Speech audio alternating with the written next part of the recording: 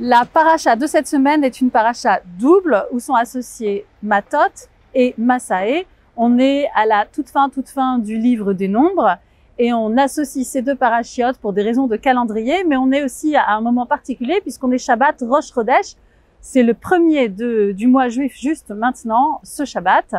Et donc, il y a des rites un petit peu particuliers à ce moment-là. C'est le mois de Av qui commence, qui est la destruction du temple, un moment grave et important. Notre paracha reprend plusieurs thématiques. La question de ce qui se passe quand on formule un vœu et ce qui peut être annulé. On a un petit problème de féminisme de ce côté-là, d'ailleurs, au passage, si vous voulez aller regarder.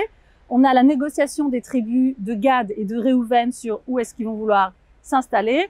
On a l'énumération des étapes dans le désert. Et on conclut avec les filles de Tsélophrad, qui, cette fois-ci, un petit épisode à aller voir. Si on veut être rassuré sur le plan du féminisme, je vous laisse aller voir ces passages.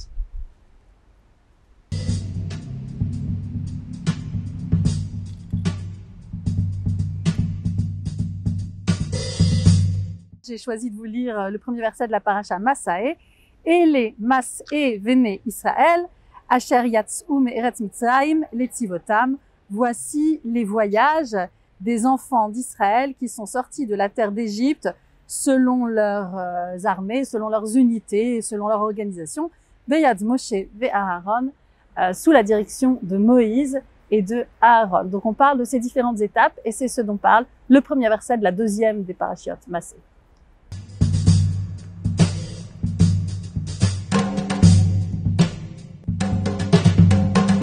Pourquoi énumérer toutes les étapes de leur voyage?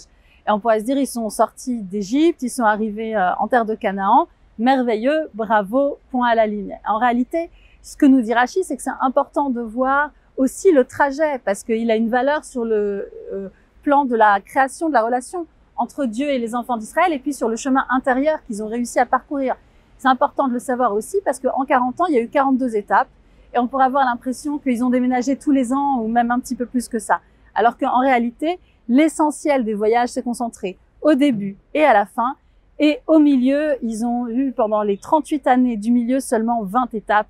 Donc quelque chose de beaucoup plus serein avec le temps de s'installer. C'est par amour qu'on prend les détails. Pour moi, cette question nous invite aussi à réfléchir sur le rapport entre le long terme et l'essentiel et le court terme, les petites étapes. Et c'est important d'avoir les deux présents à l'esprit. Il y a nos besoins et toutes les façons différentes dont on peut les satisfaire. Il y a nos espoirs et puis tous les obstacles qui sont sur le chemin. Et ces deux éléments sont essentiels. Mais c'est pour ça qu'on nous dit aussi que l'étude de la Torah équivaut à tous les commandements, parce que étudier la Torah, c'est aussi étudier le long terme, ce qui nous soutient, ce qui nous motive à travers toutes les petites étapes.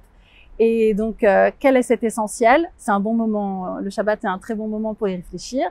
Et quelles étaient toutes les petites étapes pour nous cette semaine? L'entrée dans le Shabbat est aussi une excellente façon d'y réfléchir. Shabbat Shalom.